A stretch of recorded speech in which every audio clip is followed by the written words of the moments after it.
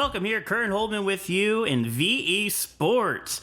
We got a great show for you today. As again, we're gonna change it up in our schedule. We felt like we don't want to give you that Saturday morning. We want to get you as early as we can. So we're recording this on a beautiful Friday. It is a nice day outside.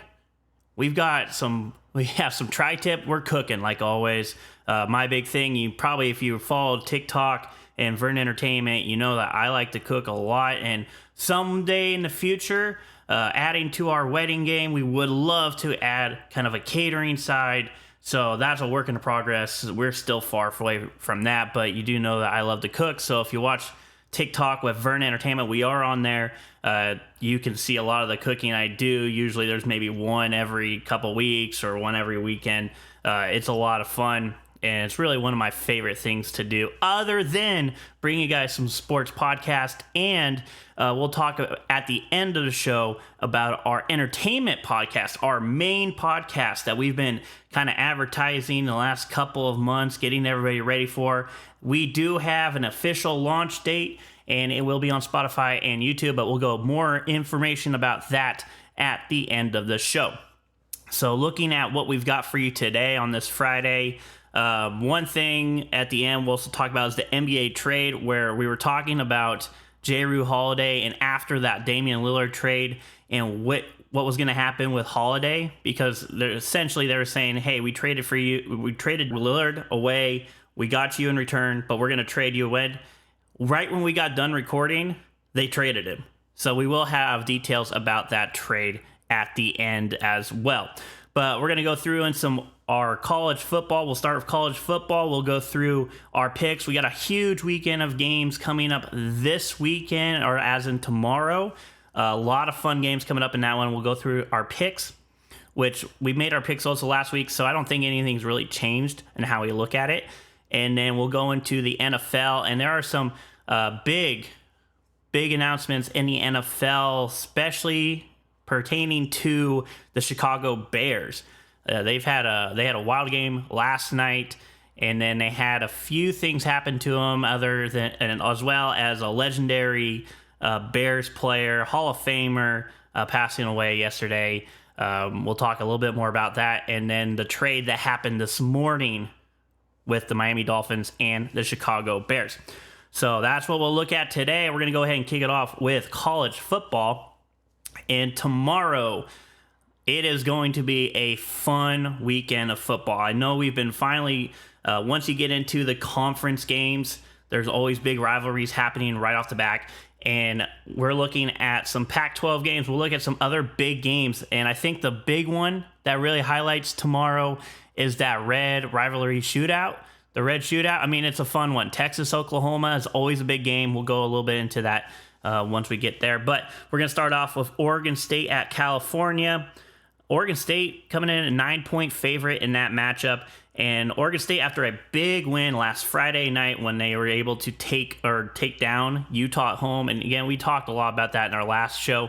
It's just really that quarterback issue with Utah. Cam Rising, is he going to be back this season, or are they going to have to just rely on their young guns and keep them in the loop? Because Utah, a very tough defensive team. They're very good in that sense. Offensively, they're struggling. And so they're going to need to find out what they can do at that quarterback position to get the offense rolling.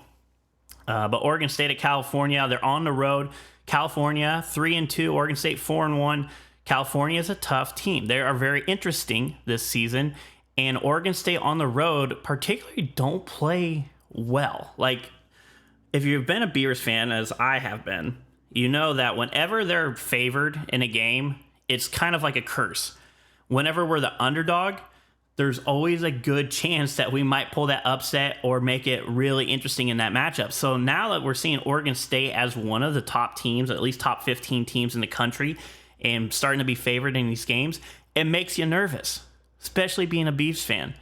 So I want to see, are they able to get the running game going? Is the defense hold up? Because the defense played really well against Utah after they struggled a bit against Washington State. Are they able to get the ground game going? Are they getting Are they getting Martinez going? Are they getting Bolden involved in both the receiving and the running game? Is DJ going to be very efficient at quarterback? And really, I think if they get him running and they get able to get DJ and Martinez in that doing that kind of spread option, that's where the Beavers are going to make up a lot of their offense.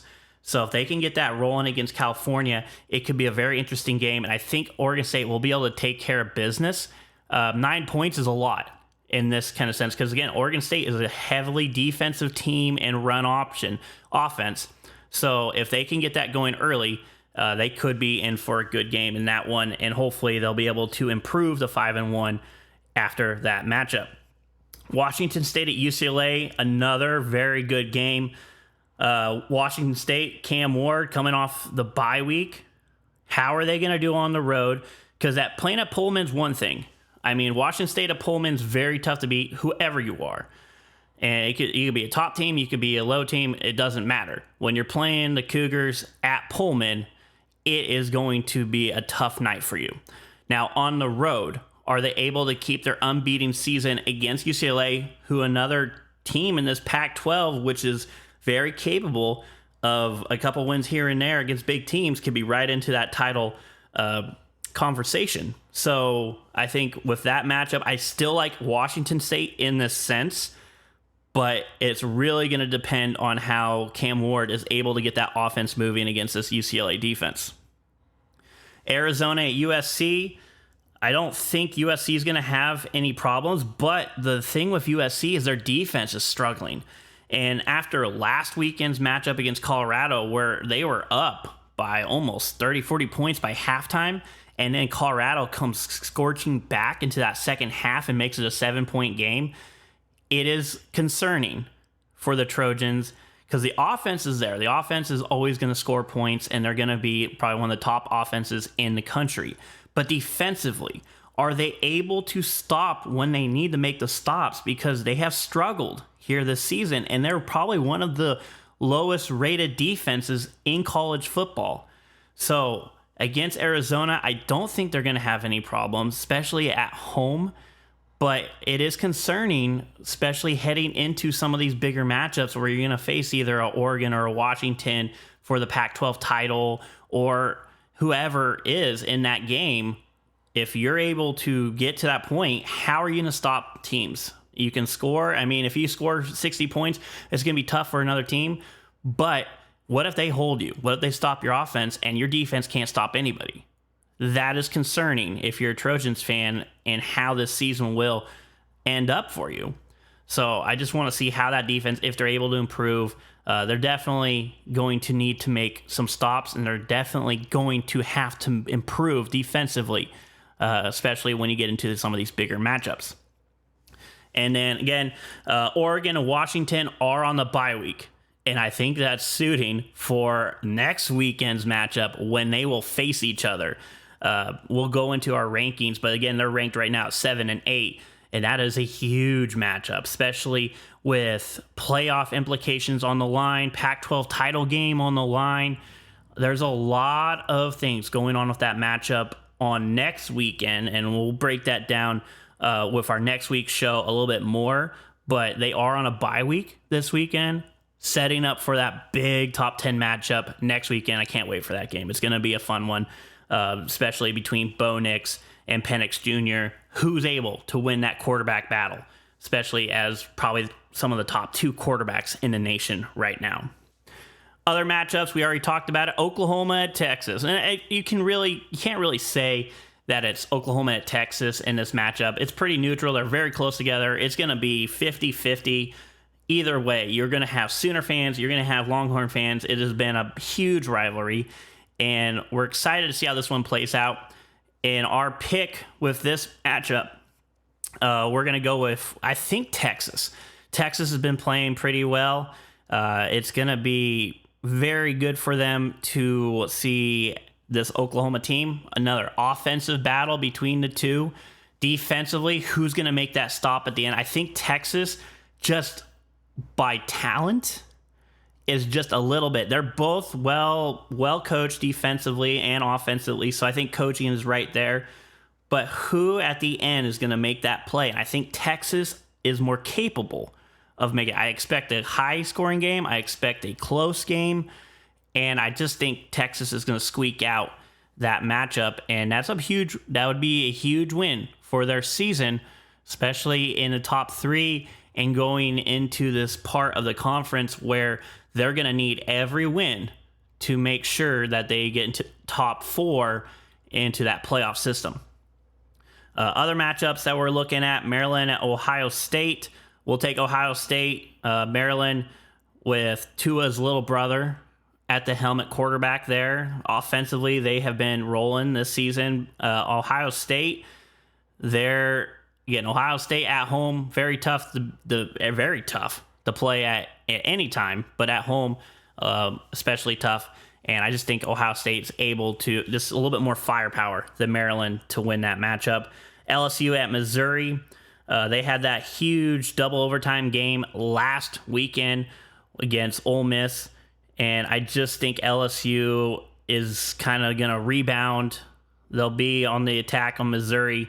And so I just think LSU is going to squeak by in that one. Texas A&M hosting Alabama. I think A&M is going to win this game. Again, we went into details on it last week, but I just think A&M, Alabama, A&M defensively has been playing very well, and Alabama has struggled at times. If A&M can get to an early lead in this matchup and able to use that defense to kind of force Alabama into some tricky situations, and you could say that about Alabama versus A&M and in the case that they start out early and they're still trying to figure out that quarterback position, who's going to be the guy taking most of the snaps. Again, some of these programs trying to figure out who's going to be our starting quarterback, and they run that 2-quarterback offense. It can be successful at times, especially if they're different in their skill set.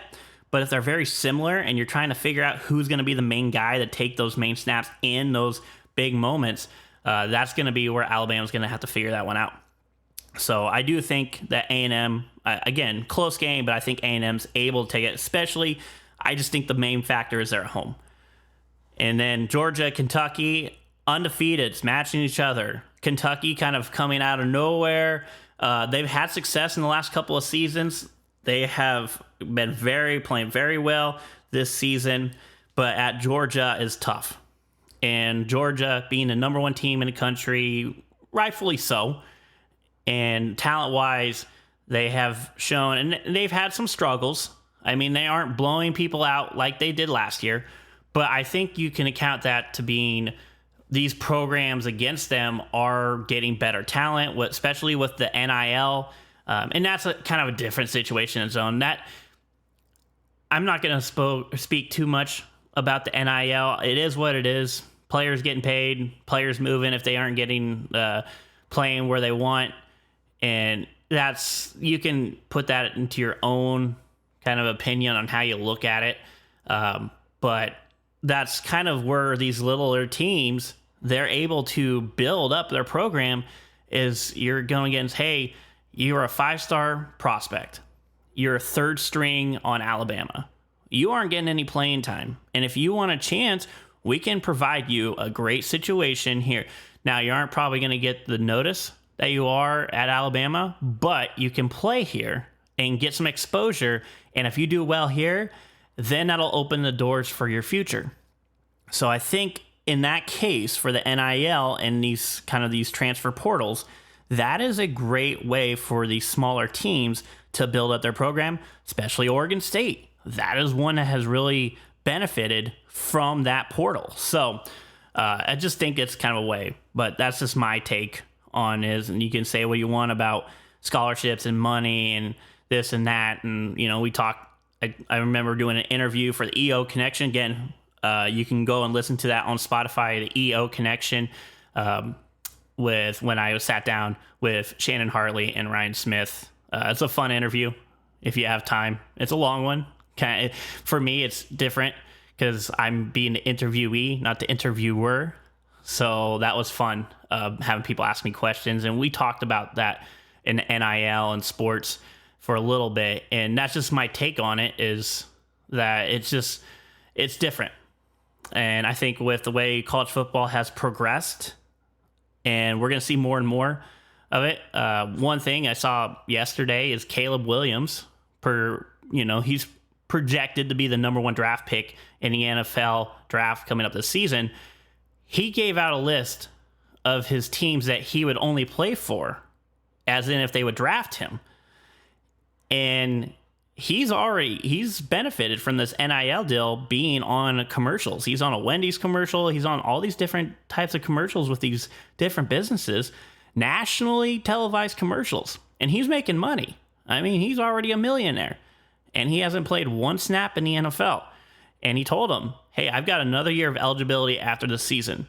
If the team that I do not want to play, and I gave you about 6 or 7 of them, and if they aren't the ones that are going to draft me, then I can stay another year, make money, and then go next year and see what happens. So it's just, I think it comes with the territory when you allow money to be made now with this NIL deal for the last couple of years with these top prospects in college, and they can make money. And they can make a lot more money than, well, I mean, probably not a lot more money, but you can make pretty good money in college before you even drafted. And now they have some power where they want to go. So that's all I'm going to say about that. Some other matchups: Notre Dame at Louisville. We're going to take Notre Dame in that one. Fresno State at Wyoming. I think Fresno State, being undefeated and have been playing pretty well so far this season. Wyoming 4-1. Makes it interesting. Wyoming's big win against Texas Tech, where they came back in that matchup. I think it's a close one, but I think Fresno State is going to take that one on the road. So interesting to see how these matchups and some other games that we didn't quite get to, but our picks: Colorado, Arizona State. Take Colorado in that game. Again, offensively, I think they're able to get back on track and try to get back into this win column and try to get them into a spot where they can get a bowl game at the end of the season. All right, we're going to go to our AP rankings. These are the college football AP rankings as of now. Number 1, Georgia. Number 2, Michigan. 3, Texas. Ohio State comes in at 4. And Florida State at 5. That rounds out your top 5. Going from 6 to 10, you have Penn State, Washington, Oregon, USC, Notre Dame. Interested to see how Washington, Oregon, USC, back-to-back Pac-12 teams right next to each other. And that kind of starts our Pac-12 train in here. Going from 10 to 15, you've got, from 11 to 15, you've got Alabama, Oklahoma, Washington State, UNC, Oregon State. So even with that loss to Washington State, Oregon State gets back into the top 15 after beating Utah at home. So the season's still very much alive for the Beavers and the Cougars, undefeated, and Cougars having a great season so far.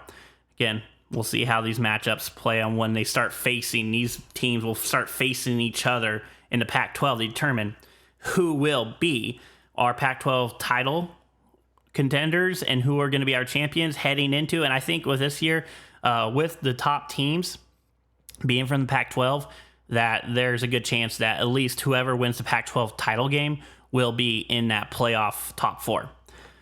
And then rounding out the top 20, we'll have Ole Miss, Miami, Utah, Duke, and Kentucky. Again, Utah drops to 18 after being number 10 from last week after that loss to Oregon State. And then the last 5, you've got Missouri, Tennessee, LSU, Fresno State, Louisville. So a lot of good football coming up tomorrow. Make sure if you don't have a particular team you're rooting for, if you do, get crazy, get wild. It's going to be a fun one. And if not, there's a lot of good college football, so you can kind of just go from early games to late games. You've got a great Sunday plate of games, and excited to see how that one will go. Now we're going to move into the NFL. So again, I talked about earlier, Miami and Chicago have made a trade. Chicago is going to go ahead and trade wide receiver Chase Claypool to the Miami Dolphins, and it is for a swap of 2025 draft picks, in which Chicago will get the 6th rounder from Miami, while the Dolphins will receive Claypool and Chicago's 7th round pick. So they made that trade this morning. Again, Chase Claypool, Chicago traded a 2nd round draft pick last season for him, but things haven't worked out And with the game last night where you saw Justin Fields kind of take over the airwaves with 4 passing touchdowns, 282 yards, and then DJ Moore, who the Bears were able to acquire from the Panthers, had 3 of those touchdowns with 230 yards receiving. So the Bears offensively able to get things rolling against the Commanders last night where they won 40-20. But the interesting thing was Claypool, for the second week in a row, was a healthy scratch from the game. So it didn't have any injuries, didn't have any medical problems heading into it. He was just a scratch from the game. And so when you see that, you kind of tell the dynamic between the team and the player isn't working. And he was upset on how they were using him in the offense. And so in this case, it is a business. And so Chicago are able to okay, you know what? If you're not happy here, we will find a way to make you happy and trade you. And they were able to do that quickly. And so now with Claypool going to the Dolphins, which if you've watched the NFL and watched the Dolphins, their offense is explosive. Tyreek Hill, Jalen Waddle now coming back. You got Tua. You've got Mostert at running back. You've got a Kane who's been playing big times there in tailback as well. And now you add Chase Claypool, who's kind of that hybrid between a receiver, tight end, kind of that big body receiver. Now there's just so many options for this offense. And I think that Claypool's able to get his mojo back after a couple good years for Pittsburgh, and then just a kind of a short stint here with Chicago. I think with Miami, he's probably going to find it a lot more fun. It's going to be more fun playing in the offense, and you got a quarterback that's going to be able to kind of get the ball to you a little bit more, different offensive set. It's going to be more pass heavy than run heavy with Chicago. And so it's going to be, I think, a good fit for Claypool. And then you're going to get some openings because who are they going to guard? You know, they got to guard Tyreek Hill, who's having a big season. Waddle's a big-time player. If he wasn't on the Dolphins, he'd definitely be a number 1 receiver anywhere else.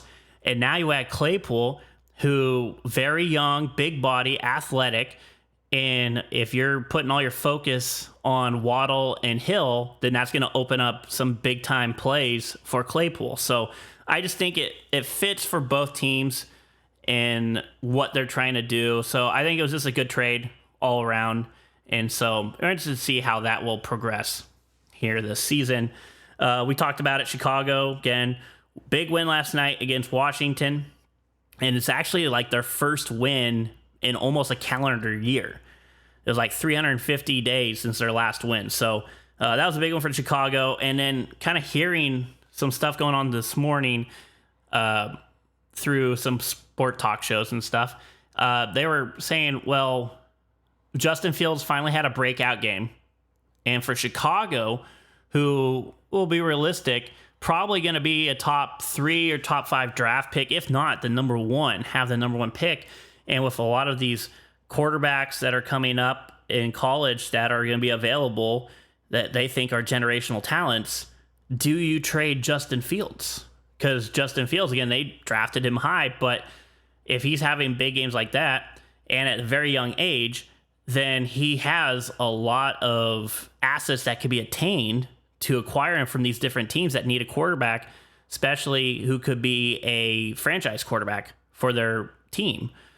So do you trade him? And it really comes down to the sense of what the Chicago think he's able to do. Now, with the new management and with these coaches, you know, it's what system do they think he's going to succeed in for him? And is he the franchise guy? If they think he's the franchise guy, then you keep him. But if they're thinking, well, you know what, everything's, you know, we've had a rough couple of years, we think everything's on the turn, but if not, then we might as well kind of start over again. And you can get a lot of value for Justin Fields trading him away. So, and then you can get you'll probably have the 1 pick or top 3 picks. So you can probably get a very good quarterback early on and get multiple picks for Fields that could be high-end picks. Do you make that trade? And it's always the kind of the question with these struggling teams in the NFL. Do you restart? Do you tank? Do you try to get some of these college players that are tough? Like you could get possibly get a 1 and 2 pick. I mean, now earlier when I was talking about Caleb Williams, I don't think Chicago was on his list, even if they tried to draft him at number 1. And it's hard to say about that too, because the only thing with that is you got to know who's the number 1 pick heading into the draft, especially if you're Williams, and if you go ahead and sign an agent and all that, then you're locked in. You have a certain timetable before you can say, nah, I'm going to NFL, or nah, I think I'm going to stay for another year. So there's a lot of things that play up, and we'll see how it goes. And who knows, Chicago, this could be the big turning point for Chicago, and then they go off and get a couple of wins, and then they're thinking, okay, well, I think Fields is the guy, and we'll just go from that. So interesting to see how this will all play out. And that's the thing when you get sports and business and management and everything all in there, trades, and well, we don't think he's the guy, but he could be the guy, or we think we can go a different direction, and let's just go ahead and unload our team and restart. That's the thing about pro sports that always gets interesting to see, is if they're able to do that. So we'll see how that goes. Also, some other news about the Chicago Bears. If you haven't heard already, which most people, especially if you follow NFL or football in general or a Bears fan, have heard, yesterday, legendary linebacker for Chicago, Dick Butkus, passes away at 80. Rest in peace. He was one of those early guys, 1965, drafted at the number 3 picks to Chicago. Always been a Bear legend, Hall of Fame legend, probably one of the toughest players at that position. And if you listen to some of those guys back then say, who do you not want to get hit by? It was Dick Butkus. I mean, just absolute monster in the defensive end. Very good player, Hall of Famer. I mean, just an all-around absolute legend. And so we just wish condolences to his family and for all those caring about Dick Butkus. But again, kind of a sad moment, especially at the age of 80. But he will never be forgotten, and a true legend in the football world.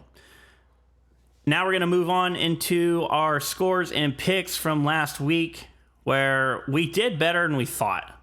When I first saw some of these early games and seeing how we picked, it made me a little nervous. I was like, we didn't do very well. But I think we were able to close out pretty well on the later night games and stuff. So looking at it, Buffalo beat Miami 48-20. Denver beat Chicago 31-28, in which Denver came back by a big deficit to win that matchup. Baltimore not shut out, but pretty much dominated Cleveland. Cleveland offensively just struggling. Nick Chubb's out, and Deshaun Watson was out. So I think we should have accounted that in our pick. But Baltimore 28, Cleveland 3, Houston 30, Pittsburgh 6, Minnesota 21, Carolina 13, the Rams 29, Indianapolis 23, Tampa Bay 26, New Orleans 9, Philadelphia squeaks by Washington in overtime 34-31.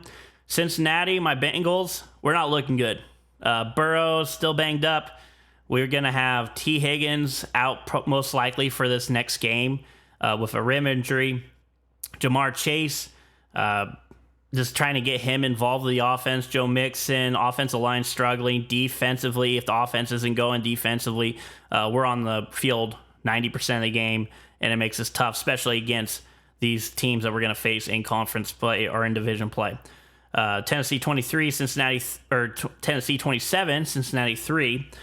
The Chargers 24, the Raiders 17, Dallas 38, New England 3, San Francisco 35, Arizona 16. Christian McCaffrey essentially was the main reason, probably the only reason, other than Puka for the Rams, that I was able to win my fantasy football matchup last weekend, putting up 49 points, almost 50 points, with 4 touchdowns, 3 on the ground, and I think he got 1 through the air, if not 4 on the ground. But huge game for McCaffrey, and he's kind of been the savior of my team so far, especially with having Burrow struggling and T. Higgins struggling. and trying to find Luke Musgrave, my sleeper tight end, had to go away for him, put him on the bench with concussion protocol, and we'll see if he's able to come back. But he had a solid season. But yeah, fantasy wise, it's been all the Christian McCaffrey show.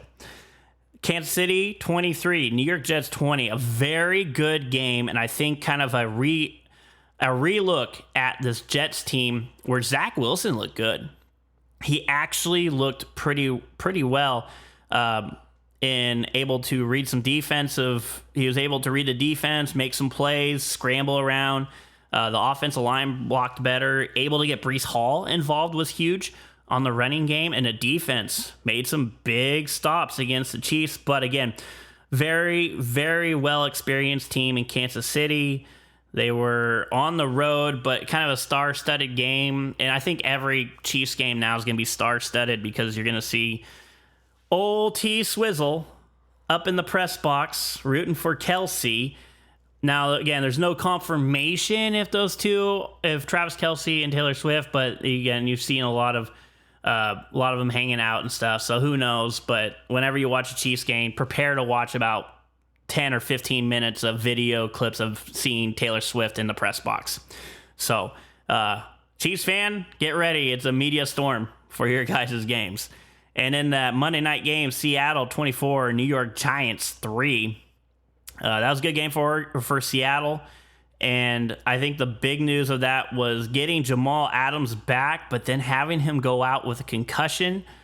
And hopefully they will see him, because Jamal Adams considered retiring after some of these injuries he's had the last couple of years.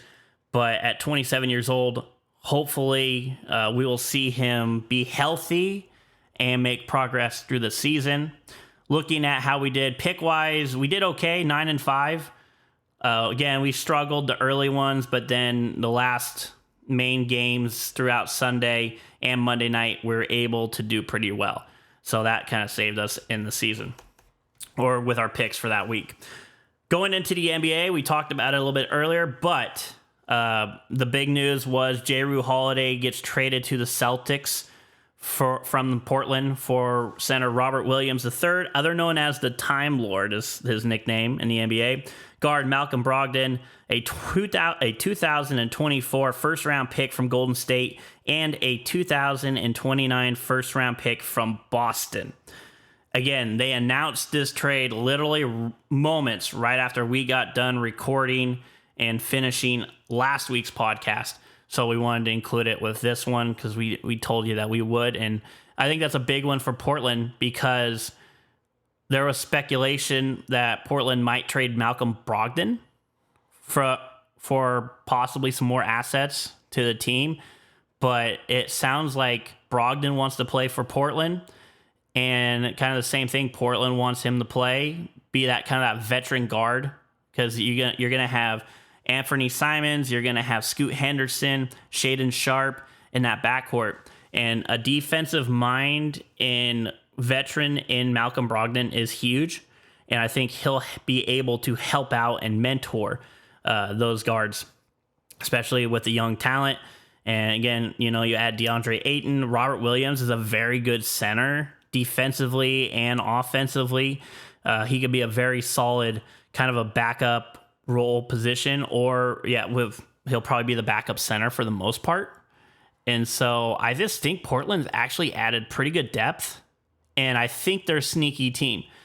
They may not have the star power some of these teams in the West, especially playing in the West is always tough, but they may not have those big name guys. But I think with DeAndre Ayton being 25, Scoot Henderson, if he breaks out and becomes Rookie of the Year and he is able to deliver on the hype of him in the NBA, I think Portland will be very good. I don't think there'll be a top 6 team or top 5, but I think they'll have a good chance of squeaking into that playoff to be in the top, probably 8 to 10 range, or even trying to fight for those spots. I think Portland has a chance to do that. And with the youth, and depending on how Shaedon Sharpe improves from last season to next season, it'll be fun. And I think it's kind of an exciting time to be a Blazers fan. We'll see how it plays out and it can play out very well. It can play out very poorly. You never know with the Blazers, but it'll be interesting to see how that one goes once we get into the NBA season. And then, again, we kind of talked about it, but we do have a date for our launch of our entertainment podcast. Again, and we put it on Facebook. So, but I just wanted to kind of briefly touch about it here at the end of the show. And we're excited because this is kind of a fun, again, I've been, if you listen to that first little introductory podcast about VE, and that's going to be the name. It's just going to be VE. And this has always been something I've been into, and I started between radio broadcasting. I didn't get into podcasting until a little bit after I kind of got my groove with radio broadcasting, in which, being able to do sports and call games, and then, commercials and the whole background, and kind of get the experience of everything. And then being able to do that on my own now, getting into podcasting a couple of years after that, it's just always fun. It's kind of free flowing. You don't have a lot of pressure. See, that's the main thing with podcasting, is you get some leeway on what you can say, who you bring in, and that's what VE is going to be. It's going to be entertainment. It's about having fun. It's about we're going to have crazy segments, and I think that makes it lively. Because, you can listen to like NPR, for instance, where you get your straight news and it's just kind of dull and stuff like that. And, that just doesn't fit. It doesn't fit our brand. Our brand is about bringing entertainment and making you guys feel good. So that's what we're going to deliver. Yeah, we're going to still have the sports podcast. That's not going to change every week. And we're going to have a weekly, VE is going to be a weekly show. But we're going to have people on. We're going to have interviews. We're going to have one thing, I talked about it briefly, obscure movie reviews. I love watching some wild movies that you may never think of watching, and then give it a little twist on what was our take on it. And so we'll have other segments, and it's just going to be a lot of fun. It's going to be crazy. I'm not going to lie. And you probably heard me, how I like to rant off on some of these things.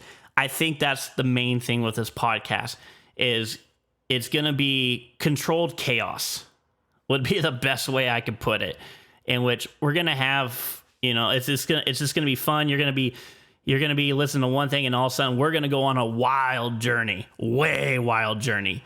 And you're like, man, what is he talking about? But it's going to be entertaining. I think that's the main thing, is we just want to entertain. We want everybody to feel good. We want people to listen to it. And then be like, it just kind of takes you out of whatever stressful or whatever, situations you have going on. You listen to this and you're like, okay, I just can kind of like turn everything off, listen to this. And then it's just entertainment. It's going to be fun. And it just kind of gives you, okay, that was crazy, but it takes your mind off everything that might be going on in your life, or who knows. But it's a lot of fun for us. We hope you guys will enjoy it. And we're excited. We did stuff like this, I want to say 5 to 6 years ago, before kind of COVID hit, and before, for me getting into doing, 50 to 60 games a year, it got kind of pushed to the back burner. But now that we've been going strong with the weddings and starting to build our umbrella of a company, I think this was another step that we needed to take, was get back into this. And I'm excited. I've got a lot of people kind of already lined up who I want to interview and bring on there, and I hope you guys enjoy it. And so we're excited, but our launch date is November 6th, and it will be on that Monday. We'll release that show on Mondays, and it'll be kind of a good way to start your week. So that will do it. Again, and like we said earlier, you can listen to it on Spotify and YouTube. It'll be on the same channel. So if you're already subscribing on Spotify or YouTube to our channel and are keeping up to date with these podcasts, that'll be the same location. And our link is on our Facebook page, Vern Entertainment. We do have it posted there, so you will be able to click on it, and it will take you right to either YouTube or Spotify, wherever you want to listen to it there at your choice. But so again, great weekend of sports coming up. We're excited. And we'll see you next time. You have been listening to VE Sports.